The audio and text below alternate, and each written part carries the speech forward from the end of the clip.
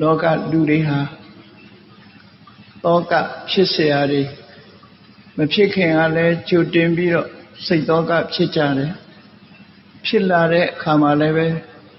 စိတ်တောကနဲ့ထွက်ပေါက်မရအောင်ဖြစ်နေတတ်ကြလူတွေဘာကြောင့်ပူပန်စိတ်တွေဖြစ်နေကြသလဲလို့ဆိုရင်ပျက်စီးဆုံးရှုံးမှုနဲ့ကြုံတွေ့တော့မဲ့အခါမျိုးသို့မဟုတ်ကြုံတွေ့နေတဲ့အခါမျိုးမှာထိုကြုံတွေ့ခြင်းကြောင့်စိတ်သောကဖြစ်ကြတာအဲ့ဒီစိတ်သောကထွက်ပေါက်ရအောင်မြတ်စွာဘုရားရဲ့အဆုံးအမတရားတော်တွေမှာရှင်းလင်းဖော်ပြထားတာဖြစ်တယ်နော်ဒါကြောင့်မို့လူတိုင်းဆိုတာသောကနဲ့မကင်းနိုင်ကြဘူးသောကဖြစ်လာလို့ရှိရင်မြည်တို့မြည်ပုံထိုသောကလွတ်မြောက်အောင်ကြိုးစားအထောက်နိုင်တယ်ဆိုတဲ့ဤစနစ်ကိုသိရှိနားလည်ထားဖို့လိုတယ်လူတွေရဲ့စိတ်ဟာစိတ်လှုပ်ရှားမှုရှိတယ်လို့ပူပန်မှုတွေလည်းရှိတတ်တယ်ပေါ့လူတစ်ခုပူမှုရတဲ့ဆယ်ကလေးဆိုတဲ့အဆိုတိုင်းပဲလူတွေဟာစိတ်ပူလောင်မှုနဲ့နေထိုင်ကြတာဖြစ်တယ်မြတ်စွာဘုရားရဲ့အဆုံးအမတရားတော်တွေဟာထိုပူလောင်မှုတွေကိုသက်သာပြီးနောက်ဆုံးမှာလုံးဝကျော်လွှားနိုင်တဲ့အစဉ်မျိုးရောက်သည့်ထိအောင်ဟောကြားဆုံးဝါခဲ့တာထင်ရှားတယ်မြတ်စွာဘုရားဟောတဲ့တရားတော်တွေထဲမှာသောကပရိဒေဝနာသမတိကမာယပူပန်သောကစိတ်သောကတွေလွန်မြောက်ဖို့အတွက်စိတ်သောကမထိန်နိုင်လို့ငိုကြွေးရတဲ့ပင်ပန်းဆင်းရဲမှုတွေကိုလွန်မြောက်နိုင်ဖို့အတွက်တခုတည်းသောနိလန်းဆိုတာကိုမြတ်စွာဘုရားတတိပဋ္ဌာန်တုတ်မှာဟောကြားထားတာဖြစ်အဲ့ဒီနည်းစနစ်ကိုလိုက်နာကျင့်သုံးခြင်းမပြုနိုင်ဘူးဆိုရင်တောကရဲ့ထွက်ပေါက်ကိုရှာတွေ့ကြမှာမဟုတ်ဘူးပေါ့ဒါကြောင့်လူတိုင်းဟာစိတ်ပူတယ်ဆိုတာရှိတယ်စိတ်ပူတယ်စိုးရိမ်တယ်ဆိုတဲ့တောကဆိုတဲ့တရားဟာဘာကြောင့်ဖြစ်တယ်လဲလို့ဆိုရင်အခြေခံအပြင်ပြောမယ်ဆိုရင်ပေမတောဇာယတိသောကောချစ်ခင်မှုကိုအကြောင်းပြုပြီးတော့တောကဆိုတာဖြစ်တယ်ကာမတောဇာယတိသောကောလူချင်းစရာအာယုံကိုလူချင်းမှုကိုအကြောင်းပြုပြီးစိတ်တောကဖြစ်တယ်တဏှာယဇာယတိသောကောတဏှာကြောင့်လည်းစိတ်တောကဖြစ်တယ်လို့အနိကအကြောင်းတရားတွေကိုမြတ်စွာဘုရားဟောကြားညွှန်ပြခဲ့တာဖြစ်လူတွေဟာတွေ့တာမှုမကင်းတာအတွက်စိတ်သောကရောက်ကြတယ်အဲ့ဒီရောက်ရှိလာတဲ့စိတ်သောကကိုမြည်တို့မြည်ပုံဖယ်ရှားပြရမယ်ဆိုတဲ့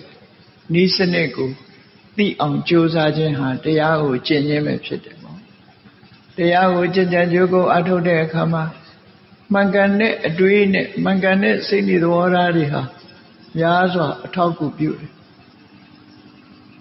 တယ်တောကဆိုတာဖြစ်တဲ့အခါမှာဘာကြောင့်ဖြစ်တုံးဆိုလို့ရှိရင်ဗျာတနာတရား၅ပါးဆိုတဲ့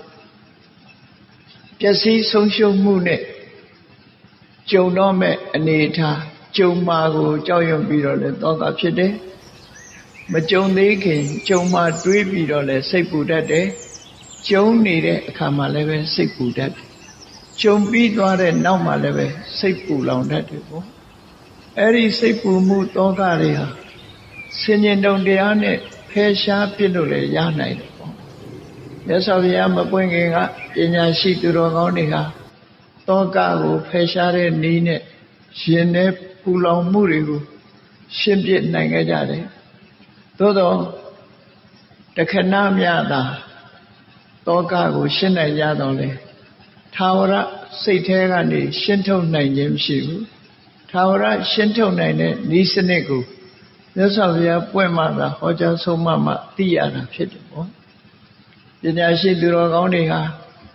တောကဖြစ်เสียနဲ့ကြုံလာလို့ရှိရင်မှန်ကန်တဲ့အတွေးနဲ့စဉ်းစားဆင်ခြင်ပြီးတောကကိုရှင်းကြတာဖြစ်တယ်အထူးသဖြင့်တောကဖြစ်တယ်ဆိုတာဗျာဒနာတရားနဲ့ကြုံတွေ့တော့မယ်ဆိုတဲ့အချိန်ခါရဲ့ ပြဿနာတရားနဲ့ကြုံတွေ့နေပြီဆိုတဲ့အခါမှာရဲ့စိတ်သောကဖြစ်ကြစိတ်ပူလောင်မှုတွေဆိုရင်စိတ်တွေဖြစ်ကြအဲ့တော့ပြဿနာတရား၅ပါးဆိုတာဘာကိုပြောတာလဲပြဿနာဆိုတာပျက်စီးဆုံးရှုံးခြင်းပျက်စီးဆုံးရှုံးမှုဆိုတာနံပါတ်1ကညာတိပြဿနာမိမိအာကိုမြတ်လို့ရတဲ့ဆွေတွေမျိုးတွေတဲကပျက်စီးဆုံးရှုံးသွားမှုညာတိပြဿနာဆွေတွေမျိုးတွေပျက်စီးဆုံးရှုံးမှုဒီလိုဆွေမျိုးသားချင်းတွေပျက်စီးဆုံးရှုံးမှုများဟာလောကမှာရှိတဲ့လူတိုင်းကြုံရမယ့်အနေအထားတစ်ခုပဲရှိထို့သောကြုံလာပြီဆိုလို့ရှိရင်စိတ်သောကကိုထိန်းချုပ်နိုင်ဖို့အမှန်တမ်းအရေးကြီးဒီရသော်ဗျာမပွင့်ခင်မှာဆိုရင်တော့စိတ်သောကကိုထိန်းချုပ်တာဟာမှန်ကန်တဲ့အတွေးနဲ့ထိန်းချုပ်လို့ရတယ်ရသော်ဗျာကိုရောတိုင်းဒီပင်လေညာတိပြဿနာဆိုတာနဲ့ကြုံတွေ့ခဲ့ရဘူးလေပေါ့မဟာနာမင်းကြီးရဲ့သမီးကနေမွေးဖွားတဲ့ကောသလမင်းကြီးနဲ့ဝါသဗခတ္တိယတို့ကမွေးဖွားလာတဲ့ဝိတ္တုပမင်းသားဆိုတာရှိတယ်ဝိတ္တုပမင်းသားဟာကောတာတက္ကတိုင်းကပိလဝုကိုသွားရောက်လည်ပတ်တဲ့အချိန်မှာသူ့ပေါ်မှာဆက်ဆံမှုတွေနဲ့ပတ်သက်ပြီးတော့မကြေမနက်ဖြစ်လာသူ့ရဲ့မကြေမနက်ရန်ညှိုးဟာဘုဒ္ဓမကြီးမားလို့အာဂဝေမင်းတွေကိုရန်ရှာပြီးမျိုးတုံးအောင်တပ်ပစ်ဖို့စိတ်ထဲမှာစွဲနေတဲ့ပုဂ္ဂိုလ်တူမြတ်စွာဘုရားလည်းတက်တော်80အရွယ်ရောက်ပြီးကောသလမင်းကြီးလည်းတက်တော်80အရွယ်ရောက်တဲ့အချိန်မေရာလုပဆိုတဲ့ဏိကုံးမှာမြတ်စွာဘုရားတရင်သုံးနေတဲ့အချိန်ကောသလမင်းကြီးလာရောက်တွေ့ဆုံပြီးဘုရားနဲ့စကားပြောနေတော့ဒီကကာလဆိုတဲ့စစ်သူကြီးကဥဆောင်ပြီးတော့ဘုရင်ကြီးကိုအာဏာသိမ်းလိုက်တယ်ပေါ့အဲ့ဒီခေတ်အာဏာသိမ်းပြီးမင်းသားဝိတ္တုပကိုနမ်းမြောက်လိုက်အဲ့ဒီအချိန်မှာဝိတ္တုပသူ့ရဲ့ရန်ညှိုးတွေကလေးစားခြေဖို့အာဂဝေမင်းတွေကိုမျိုးတုံတပ်ဖြတ်မှုလုပ်ဖို့ကြိုးစားလာအဲ့ဒါလိုကြိုးစားတဲ့အခါမြတ်စွာဘုရားကနှစ်ကြိမ်တိုင်ကြွပြီးတော့ပရိယေနဲ့မြတ်စွာဘုရားဆွေတွေမျိုးတွေကာကွယ်ပေးတော်မူခဲ့သို့တော့တာဂဝေမင်းသားတွေတာဂဝေလူမျိုးတွေကလည်းတစ်ချိန်တော့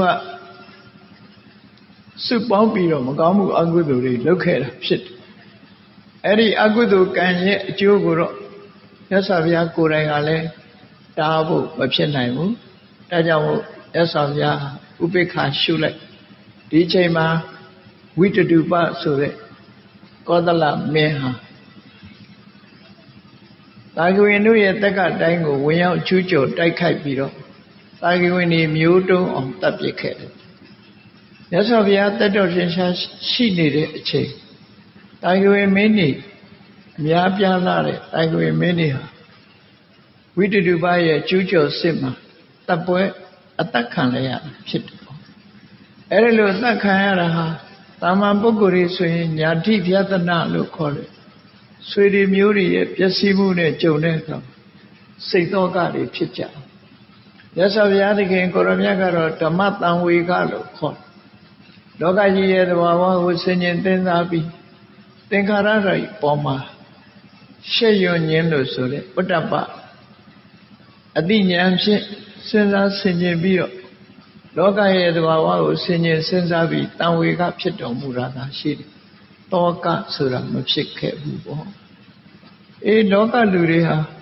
ဆွေနဲ့မျိုးနဲ့နေကြတာဖြစ်တော့မိမိတို့ရဲ့ဆွေမျိုးမိဘအတိုင်းဝိုင်းမှာပျက်စီးဆုံးရှုံးမှုနဲ့ကြုံပြီးဆိုလို့ရှိရင်တောကဖြစ်လာကြ။တောကကိုမထိန်နိုင်တဲ့အခါမှာပရိဒေဝဆိုတဲ့ငိုယုံမှုတွေဖြစ်ကြတာ။ဒါကညာတိပြဿနာနဲ့ဆုံတဲ့အခါတောကဖြစ်တယ်။နောက်တစ်ခါဘောကပြဿနာ ကိုရှာဝေစုဆောင်းထားတဲ့ပစ္စည်းဥစ္စာတွေဟာမီလောင်လို့ပါသွားတာတို့ရေမျောလို့ပါသွားတာတို့မင်းဆိုးရာဇာတွေကသိမ်းယူလိုက်တာတို့သခိုးဓမြကလူရဲ့တိုက်ခိုက်သွားတာတို့အမွေခံသားဆိုးသမီးဆိုးတွေကသုံးဖြုံးပြစ်လို့ကုန်သွားတာတို့အဲ့ဒီလိုဘောကဗျာဒနာလို့ခေါ်တယ်ကိုရှာဝေစုဆောင်းထားတဲ့ပစ္စည်းဥစ္စာတွေကုန်းကောက်เสียမရှိတော့အောင်ပျက်စီးမှုနဲ့ကြုံပြီဆိုလို့ရှိရင်လူတွေဟာစိတ်ပူကြတောကဖြစ်ကြနော်ပစ္စည်းပြက်ကုံဆုံးခြင်းပျက်ဆုံးခြင်းအတွက်တောကတွေဖြစ်ကြတယ်အဲ့ဒီတောကဟာလေလူတွေကိုနှိပ်စက်နေတဲ့အရာဖြစ်လို့ဆင်ញင်တုံတရားဖြင့်ကျော်လွှားဖို့ကြိုးစားမှာဖြစ်တယ်ရသော်ဘုရားရဲ့အဆုံးအမတိုင်းဝိပဿနာကျင့်စဉ်ကိုကျင့်ပြီးတတိပဌာန်ကျင့်စဉ်ကိုကျင့်ပြီးတော့ကျော်လွှားနိုင်မယ်ဆိုရင်တော့တောကလုံးဝလွန်မြောက်သည့်အထိအောင်ကျော်လွှားနိုင်တဲ့အနေအထားမျိုးရတယ်ဆင်ញင်တုံတရားဖြင့်ကျော်လွှားခြင်းဟာတည်ငါတခဏအားဖြင့်သာလျှင်ကျော်လွှားနိုင်တာဖြစ်တယ်ပေါ့ဟောနောက်တစ်ခုကရောဂဗျာဒနာကိုယ်စဉ်းစားကြည့်ယောဂဝေဒနာတွေဖြစ်လာပြီဆိုရင်လူတွေဟာစိတ်ပူကြတယ်တောကဖြစ်ကြမိမိရဲ့မိသားစုတွေကယောဂဖြစ်တာပဲဖြစ်စေမိမိကိုယ်တိုင်ယောဂဝေဒနာဖြစ်တာပဲဖြစ်စေအားလုံးဟာစိတ်ပူတယ်ဆိုတဲ့တောကခံစားကြရတယ်အဲ့ဒီလိုခံစားလာရတဲ့အခါမှာမြတ်စွာဘုရားရဲ့အဆုံးအမမှန်ကန်တဲ့အတွေ့အကြုံဖြင့်တောကကိုလျှော့ချလို့ရနိုင်တယ်တောကကိုလျှော့ချဖို့ဤစနစ်တွေကိုလိုက်နာကျင့်သုံးဖို့လိုအပ်တယ်ပေါ့အေးမြတ်စွာဘုရားဟောကြားတဲ့တတိပဌာန်မဲ့ခင်၈ပါးအကျင့်တရားဝိပဿနာတရားကိုကြိုးစားအထောက်ပြီးတော့အောက်ရောက်အောင်မြင်သွားမယ်ဆိုရင်တော့ရင်ထဲကတောကကိုလုံးဝဖယ်ရှားပြစ်နိုင်မှာဖြစ်တယ်တောကဆိုတာစူးညောင်ကြီးပမာရင်ထဲမှာစူးဝင်နေတဲ့မချိတဲ့ခံစားချက်မျိုးဆိုလို့ပေါ့လောကကြီးမှာဒီတယ်မကလူတွေဟာတောကဖြစ်ကြတာတွေအများကြီးပဲအဲ့ဒါနဲ့ပတ်သက်ပြီးတော့အင်္ဂလိပ်ဘာသာနဲ့တီဟိုဆရာတော်ကြီးတစ်ပါးရေးထားတဲ့စာအုပ်ကစိတ်ဝင်စားစရာသူစာအုပ်ရဲ့နာမည်က Why Worry မင်းဘာဖြစ်လို့စိတ်ပူနေတာလဲဘာကြောင့်စိတ်ပူခြင်းရဲ့အကြောင်းဆိုတာရေးထားရင်ဟာ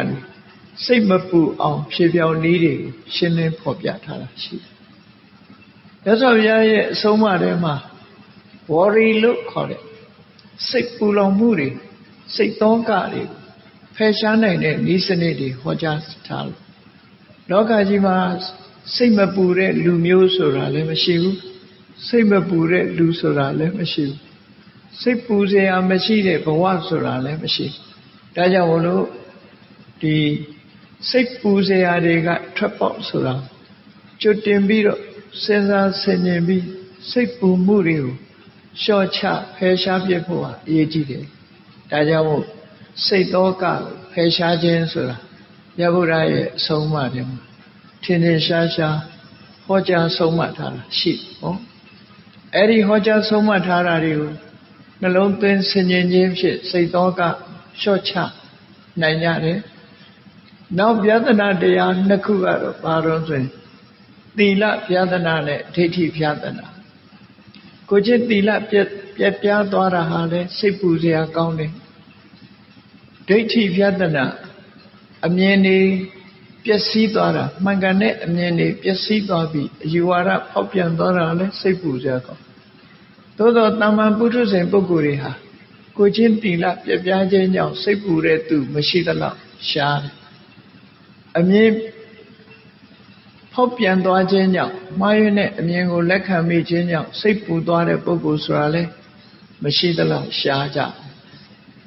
ရတော့အဖြစ်တမ္မာပုဂ္ဂိုလ်တွေစိတ်ပူနေကြတယ်ဆိုတာဟာညာတိဗျာဒနာဆွေမျိုးတို့ရဲ့ပျက်စီးမှုဘောကဗျာဒနာမိမိပိုင်ဆိုင်တဲ့ပစ္စည်းဥစ္စာတို့ရဲ့ပျက်စီးဆုံးရှုံးမှုရောဂဗျာဒနာယောဂဝေဒနာဖြစ်လို့ပျက်စီးဆုံးရှုံးမှုလို့ဆိုတယ်ဒီသုံးမျိုးကိုတော့လူတွေဟာရှုချုံမရအောင်ပူလုံးနေဖြစ်ကြပေါ့အဲ့ဒါလည်းပဲစဉ်းစားဆင်ခြင်ဉာဏ်တရားဖြင့်ဖ ဖယ်ရှားပြစ်လို့ရစဉ်းစားရမယ်အချက်တစ်ခုကတော့ညာတိပြဒနာနဲ့ကြုံတွေ့လို့လဲအပင်ငရဲကိုမကြနိုင်ဘူးဘောဂပြဒနာကြုံတွေ့ခြင်းကြောင့်လဲအပင်ငရဲမရောက်ဘူးရောဂပြဒနာကြုံတွေ့ခြင်းကြောင့်လဲအပင်ငရဲကိုမရောက်ဘူးသို့တော့သီလပြဒနာကြဒီဘဝမှာမတိတာတော့လည်းပဲဤဘဝဤချမ်းမဲမှာဒုက္ခတိအပယ်ဆင်းရဲကိုခံရမှာသိကြတယ်ပေါ့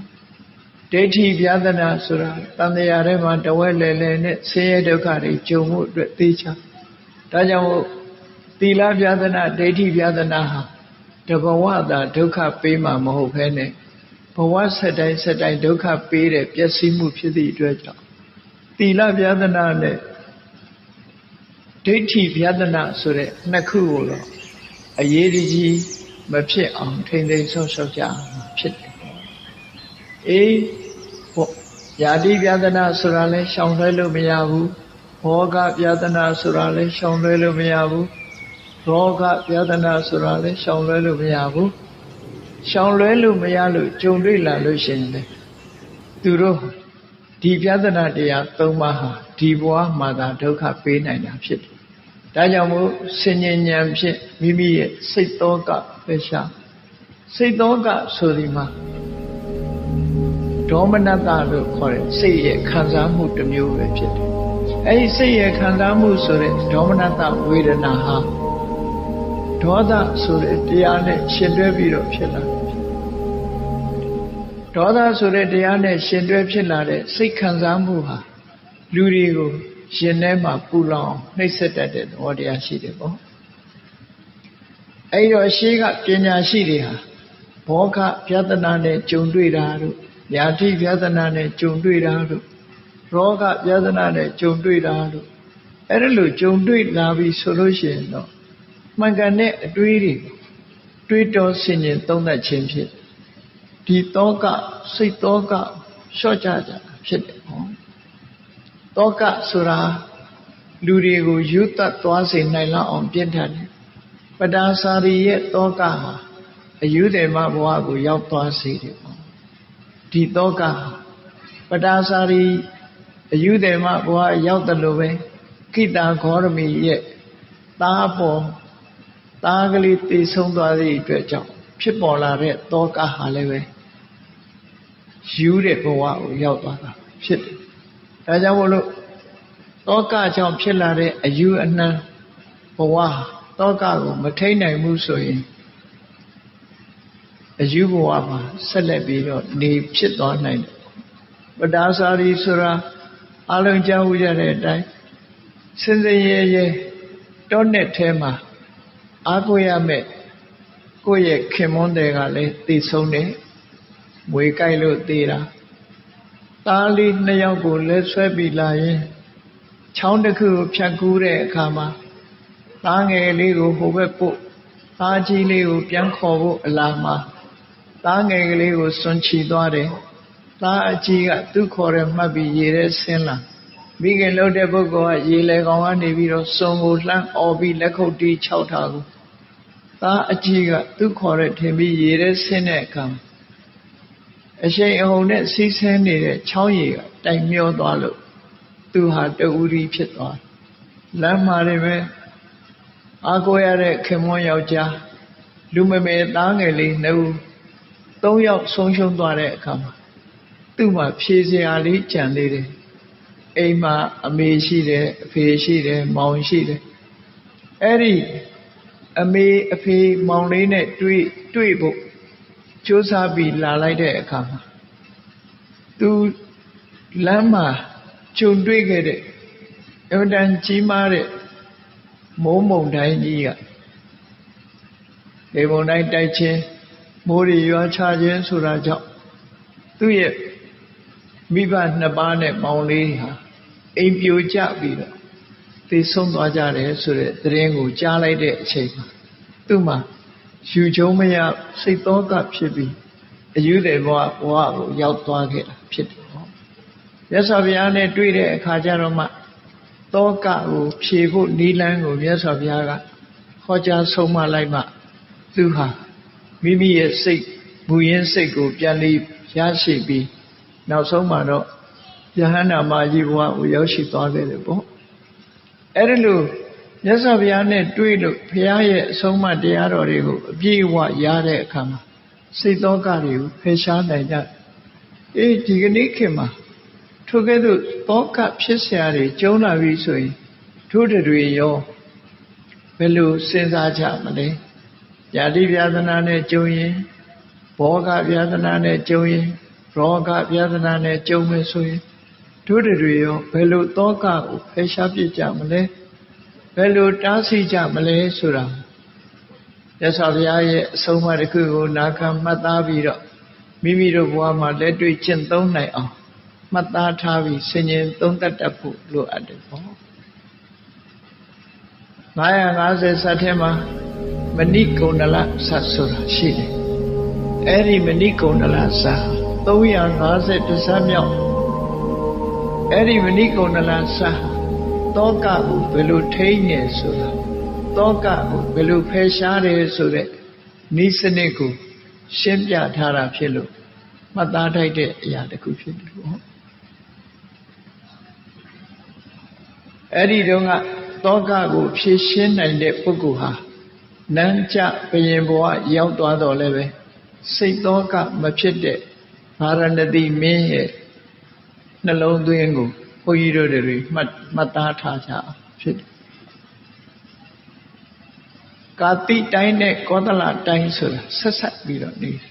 ဒီကနေ့ခေတ်မှာလည်းပဲကာတိလို့ပဲခေါ်တယ်ဗာရဏသီဆိုတဲ့နာမည်ကလည်းဒီကနေ့ခေတ်အိန္ဒိယမှာဗာရဏစီလို့ပဲခေါ်တယ်အဲ့ဒီမှာကာတိတိုင်းကကောသလမင်းကောသလတိုင်းကဗာရဏသီကဖြမတမင်းဗာရဏသီမင်းအဲ့ဒီယံပါယံခါကောသလမင်းကအနိုင်ရပြီးတော့လူရဲ့တိုက်ခိုက်တတ်တယ်ယံပါယံခါကျတော့ကောသလမင်းကာတိမင်းကအနိုင်ရပြီးလူရဲ့တိုက်ခိုက်တတ်ပြန်လှန်ဖြစ်တတ်အားကြီးတဲ့လူကအနိုင်ရအဲ့ဒီတိုင်းပြည်နှစ်ပြည်ဟာအနိကရှိသည့်အတွက်ကြောင့်ယမယံခါစစ်ဖြစ်နေရှိကြဒီတစ်ချိန်မှာတော့ကောသလမင်းကကာတိကဗာရဏသီမင်းကိုစစ်ချေညာပြီးတော့ဗာရဏသီမင်းကိုဖမ်းလိုက်တယ်တိုင်းပြည်ကိုသိမ်းပြီးတော့ဗာရဏသီမင်းပိုင်ဆိုင်တာတွေအကုန်လုံးရယူသိမ်းပိုက်ပြီးတော့သူဟာဗာရဏသီဘုရင်မင်းကိုနန်းချချုပ်နှောင်ပြီးတော့နန်းချဘုရင်အဖြစ်ချုပ်နှောင်ထားတယ်အဲ့ဒီချိန်မှာစဉ်းစားကြည့်ဒီဗာရဏသီမင်းဟာစီးစိမ်ဥစ္စာတွေအားလုံးလူရက်ခံရရုံကသူ့ဘက်ကဆွေတွေမျိုးတွေဖမ်းခံရလို့တပ်ဖြတ်ခံရရုံမြမကသူကိုယ်တိုင်လဲနန်းကျဘုရင်ဘဝနဲ့ထောင်နှန်းဆန်နေရတဲ့အနေအထားမျိုးရောက်ဘယ်လောက်ပဲစိတ်သောကဖြစ်မလဲဆိုတာစဉ်းစားကြည့်ပေါ့အဲ့ဒီစိတ်သောကဖြစ်လာတာသူဟာစိတ်ပူစရာကောင်းတဲ့သောကဖြစ်เสียကောင်းတဲ့အခြေအနေဇိုးကြီးထဲမှာသောကမဖြစ်အောင်ဘယ်ပုံထိန်းသိမ်းခဲ့တယ်သောကကိုဘယ်လိုဖယ်ရှားပြီးတော့စိတ်နှလုံးအေးချမ်းစွာနေနိုင်တယ်ဆိုတာကိုမှတ်တမ်းတင်ထားပြီးသင်ခန်းစာယူဖို့ဟောကြားဆုံးမထားတဲ့စာတကဇလန်တစ်ခုကဖြစ်တယ်ပေါ့အဲ့လိုဗာရဏသီမင်းကြီးဟာနန်းကြဘုရင်ဘဝရောက်ပြီးတော့ဒီထောင်နှန်းဆန်နေရတဲ့အချိန်မှာသူဆုံးရှုံးနေနာခဲ့တာတွေအတွက်စိတ်ထဲမှာကြံတွေးမနေတော့ပဲနဲ့သူဟာသမထကျင့်စဉ်တစ်ခုကိုကျင့်ပြီးထောင်ထဲမှာနေရတော့လည်းပဲသမထကျင့်စဉ်နဲ့ဇံရသည့်ထိအောင်သူဟာတရားဓမ္မနှလုံးသွင်းပြီးတော့နေလိုက်တာအဲ့ဒါနဲ့ထောင်ထဲနေရတယ်ဆိုတဲ့ကြက်တဲမှုစီစဉ်ဥစ္စာတွေပျက်စီးဆုံးရှုံးသွားတယ်ဆိုတဲ့အပေါ်မှာတွေးတောပူပန်မှုတွေတခုမှမရှိတော့ဘဲနဲ့သူဟာစိတ်နှလုံးအေးချမ်းစွာဘာတစ်ခုမှမပူဘဲနဲ့ကြည်ကြည်လင်လင်ဝမ်းပန်းတတ်တာတ တာမန်နေကြအတိုင်းစိတ်ပြက်လက်ပြက်မရှိဘဲနဲ့နေနိုင်တယ်အဲ့ဒါလို့နေနိုင်တာနဲ့ပတ်သက်ပြီးတော့ရန်သူဖြစ်တဲ့ကောသလမင်းကသူထောင်သွင်းအကျဉ်းချထားတဲ့ဗာရတတိမင်းရဲ့မျက်နှာအသွင်ကိုကြည့်ပြီးတဲ့အခါမှာဒီလောက်တောင်စစ်လဲရှုံးတယ်ပစ္စည်းဥစ္စာတွေလည်းသိမ်းခံရတယ်သူ့ဘက်သားတွေလည်းအသက်ခံလဲရတယ်သူကိုယ်တိုင်လည်းနန်းကြဘရင်မွားနဲ့ထောင်နှန်းဆန်းနေရတယ်ဒါပေမဲ့သူဟာအပြုံးမပြတ်ပဲစိတ်သောကကိုဖယ်ရှားထားနိုင်တာဘာကြောင့်လဲဆိုသူသိချင်းအဲ့ဒါလို့ကြီးမားတဲ့ပျက်စီးဆုံးရှုံးမှုနဲ့ကြုံတော်လည်းပဲဗာရဏသီမင်းကြီးဟာသူဟာစိတ်သောကကိုဘယ်လိုအတွေးနဲ့ဖယ်ရှားသလဲဆိုတာသူကပြန်ပြောပြတာရှိအဲ့ဒီပြန်ပြောပြတာလေးကိုသင်ခန်းစာအဖြစ်မှတ်ယူထားပြီးတော့စဉ်းစားဆင်ခြင်တတ်ဖို့မြတ်စွာဘုရားကအဲ့ဒီဇာတကစရိုဒီထဲမှာဇာတကဝတ္ထုတွေထဲမှာဗာရဏသီမင်းကြီးရဲ့စိတ်သောကဖယ်ရှားတဲ့နည်းစနစ်ကိုဟောကြားထားခဲ့တာဖြစ်တယ်ပေါ့သူဟောကြားမြတ်စွာဘုရားဟောကြားတဲ့အတိုင်းဗာရဏသီမင်းဟာဘယ်လိုတွေးတောဆင်ခြင်ခဲ့သလဲဗာရဏသီမင်းကြီးရဲ့အပြုံးမပြတ်နေနိုင်တာနဲ့ပတ်သက်ပြီးပထမကောသလမင်းကမေးမြန်းတယ်သူမေးတဲ့မေးခွန်းကဘာလို့ဆိုရင်စီနောပရထပံမဏိကုန္ဒလံစအေးဗာရဏသီမင်းကြီးဟာသူပိုင်ဆိုင်တဲ့မြင်ရထားတွေသူပိုင်ဆိုင်တဲ့အရာတွေတန်ဖိုးရှိတဲ့ဗရမ ्या နှရောင်းတွေသူ့ရဲ့ပိုင်ဆိုင်မဲ့ယရနာတွေအားလုံးဟာသူအသိခံလိုက်ရတော့ဆုံးရှုံးသွားပြီတိုင်းပြည်ကြီးလည်းဆုံးရှုံးသွားပြီအားလုံးရန်သူလက်ထဲမှာသူဟာဆုံးရှုံးနေတာမှုတွေနဲ့ကြုံသွားရတယ်ပုတ္တိစဓာရေစတထေဝစီနောသားတွေ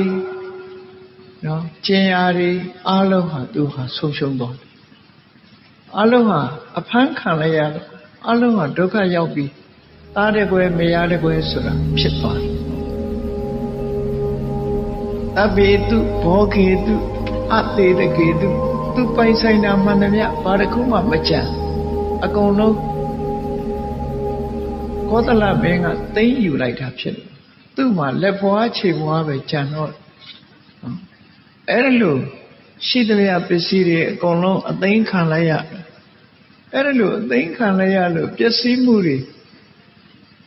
များစွာကြုံပြီးလူကိုယ်တိုင်ထောင်နှန်းဆန်းနေရတဲ့အချိန်မှာကတ္တမနတန္တပတိတောကကလေးတကယ်ကိုစိတ်ပူစရာကောင်းတဲ့အချိန်တောကပြန်ဖြစ်เสียအချိန်မှာဘာဖြစ်လို့စိတ်ထဲမှာမပူဘဲနဲ့အပြုံးမပြတ်နေနိုင်တာလဲလို့ကောသလမင်းကကာတိဘုရင်ကြီးကိုမေးတဲ့အခါမှာဗာရဏသီကာတိဘုရင်ကြီးကဘယ်လိုဖြေတုံးဆိုသူ့အတွေးလေးဓမ္မမှတ်သားစရာကောင်းသူကဘယ်လိုစဉ်းစားတုံးလို့ဆိုတော့ပုပ္ပေဝမစ္ဆံဝိသဟန္တိဘောဂဘယ်သူပဲဖြစ်ဖြစ်ကိုပိုင်ဆိုင်တာတွေရှိတယ်အိမ်ယာရွှေငွေရတနာကိုပိုင်ဆိုင်တဲ့ပစ္စည်းတွေအဲ့ဒီပိုင်ဆိုင်တဲ့ပစ္စည်းတွေဟာဒီပိုင်ဆိုင်သူကိုမသေးခင်ဆုံးခွာသွားတာတွေလည်းရှိတယ်ဒါကဘာလို့ဆိုရင်ကိုပိုင်ဆိုင်တဲ့ပစ္စည်းတွေအသိခံလိုက်ရတာတို့ကိုပိုင်ဆိုင်တဲ့ပစ္စည်းတွေမီးထဲပါသွားတာကိုပိုင်ဆိုင်တဲ့ပစ္စည်းတွေရေထဲမှာပျက်စီးသွားတခိုးရမြလူရက်ခံလိုက်ရတာတို့အဲ့ဒါမျိုးဟာပုပ္ပေဝမစ္ဆံဝိဇဟန္တိဘောကစီးစိမ်ဥစ္စာတွေကရင်လေအရင်လူကိုဆုံးခွာသွားကြပြီကိုပိုင်ဆိုင်တဲ့ပစ္စည်းတွေအလုံးဟာကိုယ့်ကိုဆုံးခွာသွားကြတယ်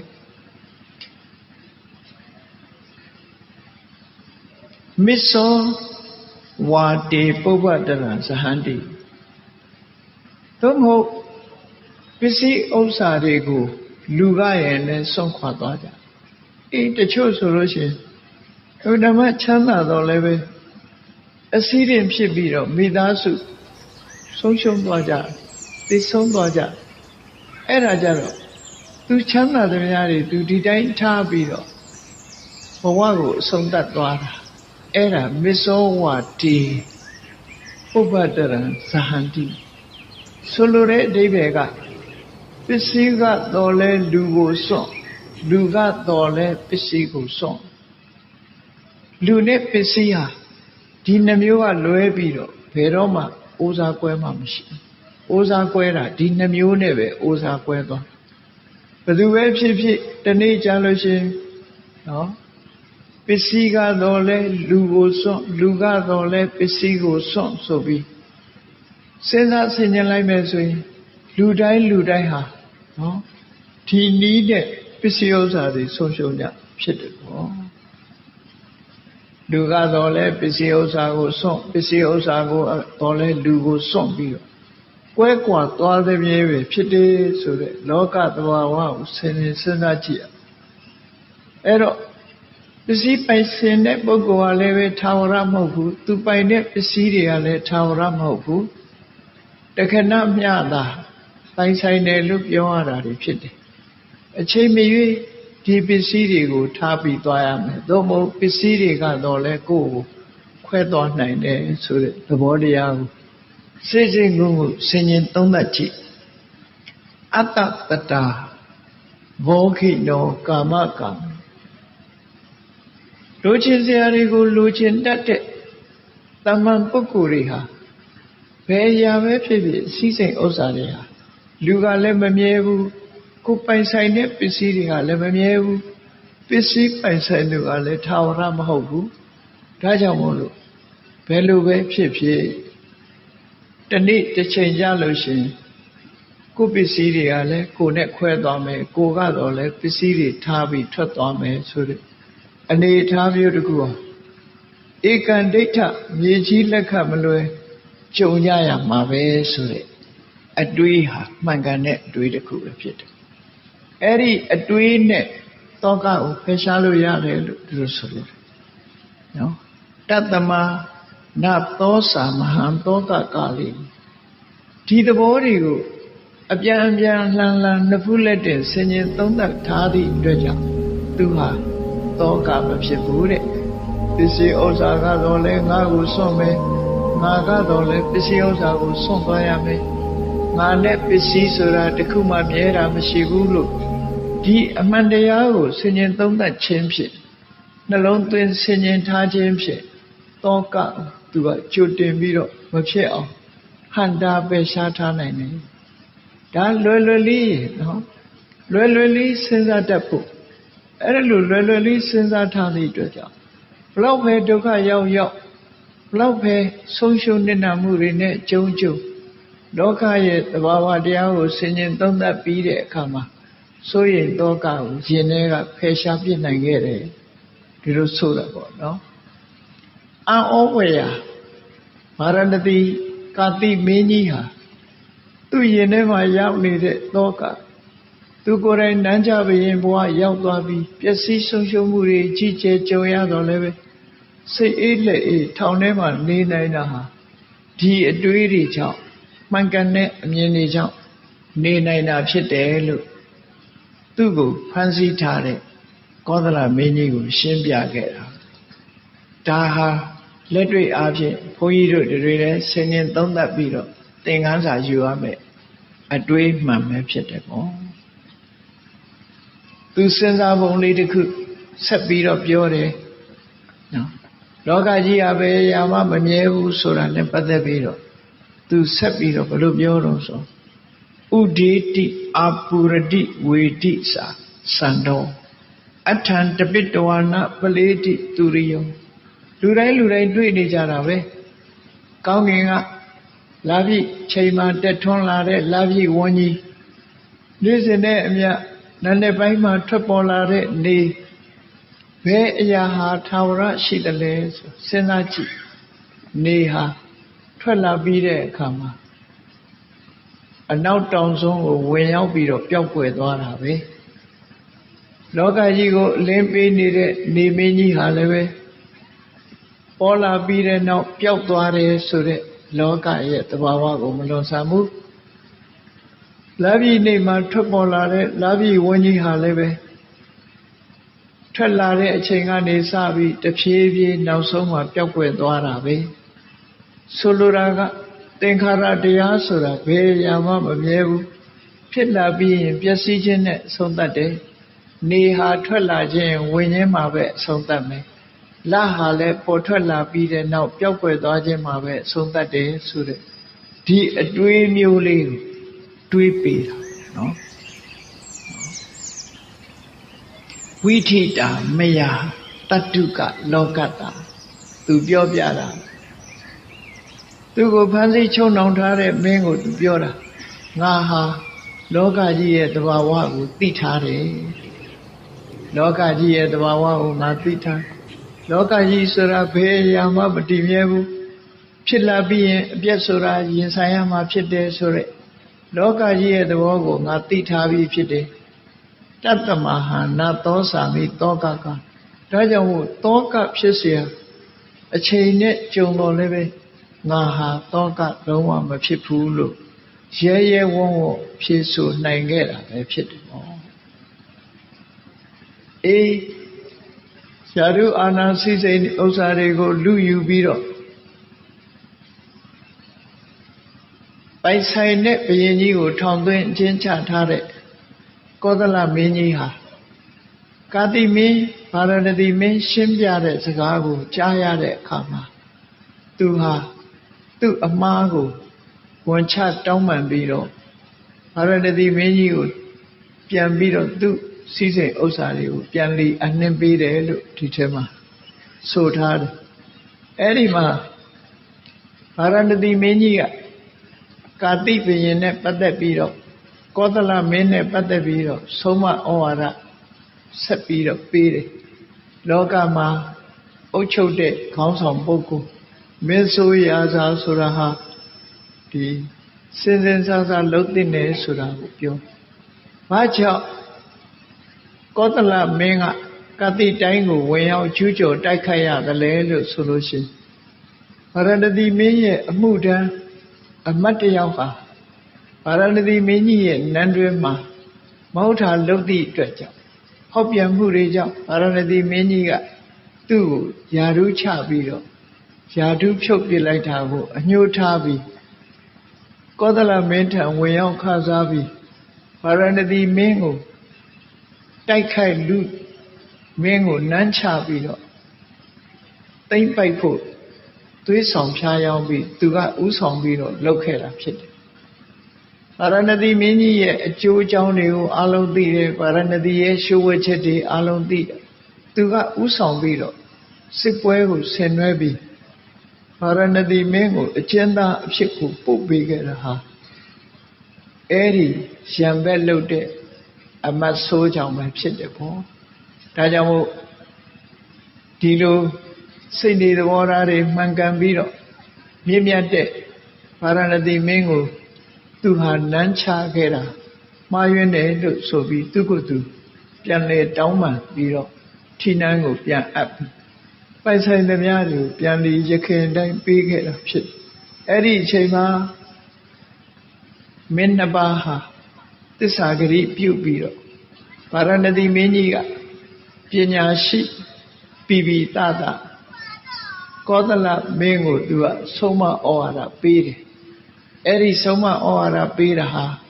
လောကလူသားတွေအလွှာအလုံးအတွက်ပေးတဲ့ဆုံးမမှုမျိုးပဲဖြစ်တယ်အဲ့ဒီဆုံးမဩဝါဒတွေကဘာတွေတုံးဆိုသူဆုံးမပုံလေးကကြည့်နော်အလတောဂိဟိကာမဘောဂိနတာရုအရာတိထောင်လူပေါ်မှာနေတဲ့ပုဂ္ဂိုလ်တွေဟာအလုတ်ကိုင်းမလုတ်ချင်ဘူးပြင်းနေဆိုရင်မကောင်းဘူးဘယ်တော့မှတိုးတက်မှာမဟုတ်ဘူးတဲ့ဒါကြောင့်မို့မိသားစုဘဝမှာနေတဲ့ပုဂ္ဂိုလ်ဟာမပြင်းရဘူးကြိုးစားအထောက်ရမယ်40နဲ့အမြအလုတ်လုပ်ရမယ်ကြိုးစားအထောက်တဲ့နဲ့လုံလဝိရိယရှိရမှာဖြစ်တယ် အတ္တညတောပပစ္စည်းတောနတာတုမိသားစုဘဝကိုစွန့်လွတ်ပြီးတော့ကိုယ်တဏ္ဍာမှာရှိတဲ့မကောင်းတဲ့အညစ်အကြေးတွေကိုရှင်းထုတ်ဖို့ကြိုးစားနေတဲ့သူတော်စင်သူတော်မြတ်ဒီပုဂ္ဂိုလ်တွေဟာစောင့်စည်းမှုမရှိရင်မကောင်းဘူးတဲ့ဆိုလိုတာကလူဆိုတာအလုပ်ကြိုးစားရမှာဖြစ်တယ်ယဟန်ဆိုတာဟာစောင့်စည်းရမှာဖြစ်တယ်အပြောဆိုနဲ့ပတ်သက်လာရင်လည်းစောင့်စည်းရမယ်အပြုအမူနဲ့ပတ်သက်ပြီးတော့လည်းစောင့်စည်းမှုရှိရမယ်ယဟန်ပိပိသသစောင့်ဆောင်စည်းစည်းသိက္ခာနဲ့နေထိုင်ရမယ်လို့ဒီလိုဆိုလို့တယ်ပေါ့နောက်တစ်ခုကတော့ရာသာနတ္တာဓုအနိတ္တမကာရီတိုက်ပြည်အုပ်ချုပ်တဲ့မင်းဆိုတာဟာမစင်မစားမလုပ်သင့်ဘူးဘယ်လုပ်ပဲလုပ်လို့ဆင်ញင်စဉ်းစားပြီးတော့မှလုပ်သင့်တယ်မဆင်ញင်လုပ်လို့ရှိရင်အလုပ်ကိစ္စတွေဟာမှားယွင်းသွားနိုင်တယ်ပေါ့ဒါကြောင့်မို့မစင်မကျင်မလုပ်သင့်ဘူးလို့ဒီလိုဆိုယောပန္နိတောကောရဏောနတာတုသောနတာတုအသိဉာဏ်ရှိတဲ့ပုဂ္ဂိုလ်တယောက်ဟာထိတ်ကနေရှိစိတ်ဆိုးတတ်ရင်မကောင်းဘူးတဲ့ဒေါသအမျက်မထွက်ရဘူးဒါကြောင့်မို့ပညာရှိအမျက်အပြင်မထွက်ရဘူးလို့ဆိုလို့စိတ်မဆိုးရဘူးအဲ့တော့အလွာအသီးသီးကို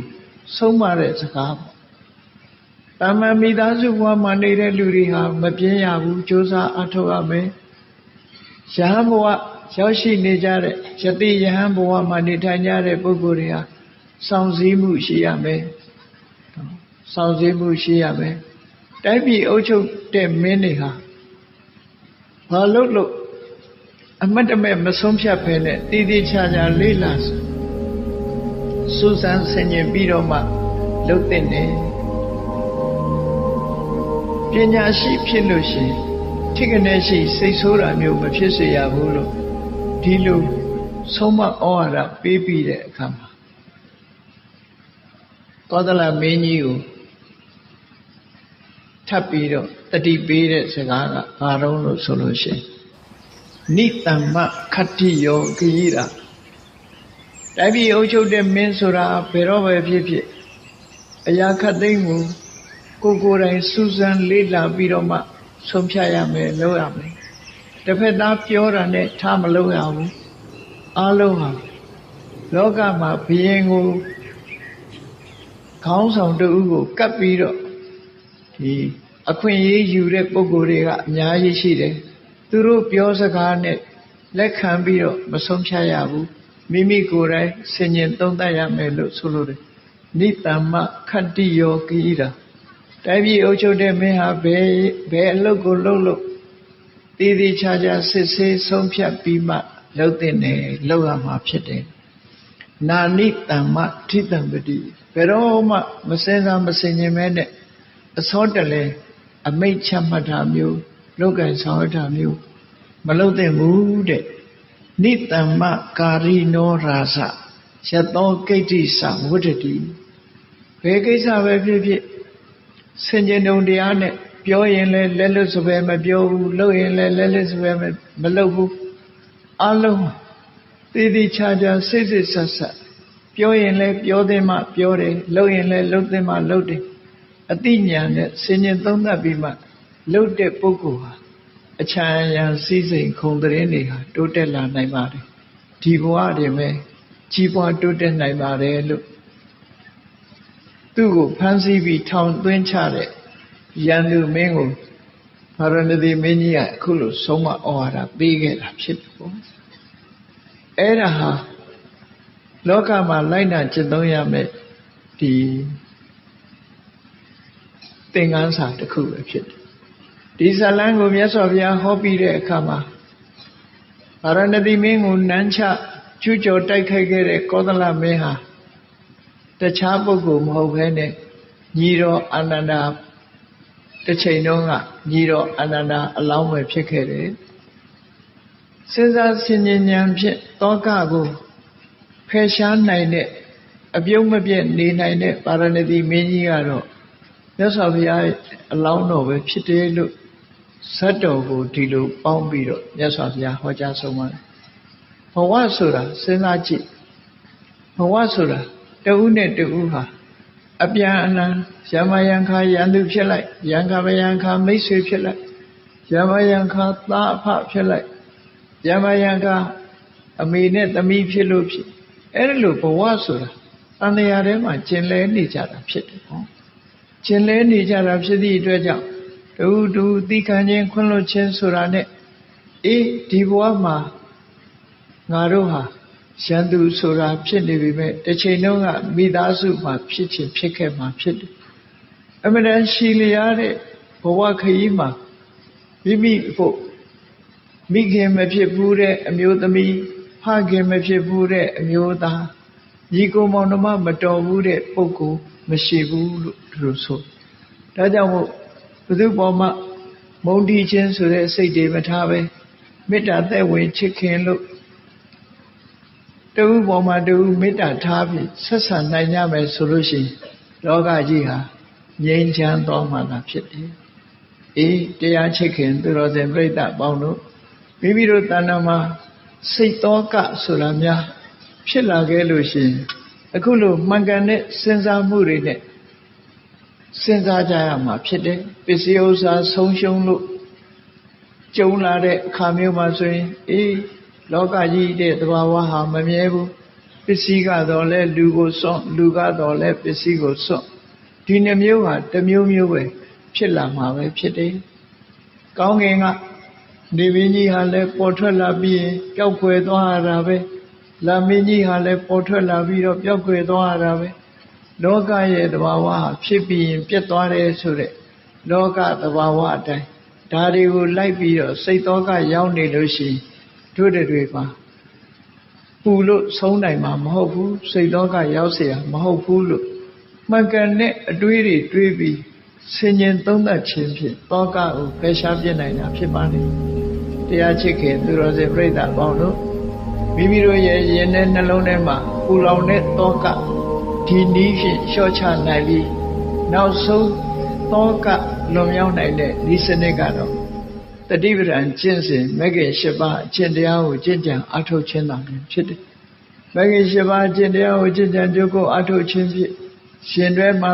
ရှိတဲ့သောကကိုနိဗ္ဗာန်ကိုအာရုံပြုပြီးတော့မတရားနဲ့လုံးဝဖယ်ရှားလိုက်နိုင်ပြီဆိုရင်ဘယ်လိုအခက်ခဲနဲ့ကြုံဘယ်လိုဆုံးရှုံးမှုတွေနဲ့ကြုံသောကဆိုတာဘယ်တော့မှမဖြစ်တော့ဘူးမြတ်ဗုဒ္ဓရဲ့အဆုံးအမတရားတော်တွေအတိုင်းတို့တွေဟာသောကကိုအမြင့်ပြတ်သည့်ထိအောင်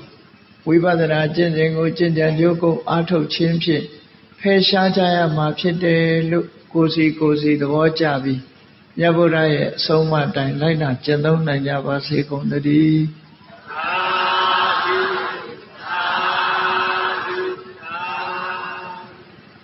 မေတ္တာပို့ရအောင်တတဝါများစွာဘေးရန်กว่าချမ်းသာကြပါစေတတဝါများစွာဘေးရန်กว่าချမ်းသာကြပါစေမေတ္တာရေချမ်းသုံးငါဖြံငြိမ်းချမ်းကြပါစေသက်ရှိချမ်းသာစိတ်ချမ်းသာတို့ရဆန္ဒပြေပါစေဖုံလန္တာဒုက္ခပင်ကစားမေတ္တာပုံနေတုသင်္ကမမနောတရတိသဗ္ဗေတံပဝါယန္တုဒုက္ခနကမေတ္တာပုံနေတုသင်္ကမစုပေါင်းဖို့အမေတ္တာတဟုရောင်မြူပဝင်းငွေလာမင်းနှင့်ရောင်ခြင်းရှဲရုံပေါင်းဆောင်ရခြင်းကြောင့်သဗ္ဗေတံကျွမ်းမဲ့ဥသုံးလုံးစုံများစွာတတ္တဝါတို့၏မနောတရတိပြည့်မြတ်ဖြူစင်အေးကြည်လင်းသည့်ရေစဉ်ပြည့်တင်းစိတ်နှလုံးတည်ဟူသောရေအိုင်ကြီးအတွင်း၌ဒုက္ခပင်ကစားစင်ထာဝရအိမြတ်จิตသာတာယာပွင့်လန်းချမ်းသာဒုက္ခတည်ဟူသောကုမုဒ္ဒရာကြာပန်တို့သည်ဖုံးလန္တဝန္တာရွှေမြူဝမုံလူလျက်ကြည်နူးဝဲအကျုံဖူးပွင့်ကြကုန်သည်ဖြစ်၍ သူကံကလေးအောင်လေးတဲ့ရောရှက်သိမ့်ပြပိတိတိဟုသောယနံတို့သည်ဘဝယံတုကောင်းစွာမဲ့သွေကြိုင်လိုက်၍နေကြပါစေကုန်သတည်း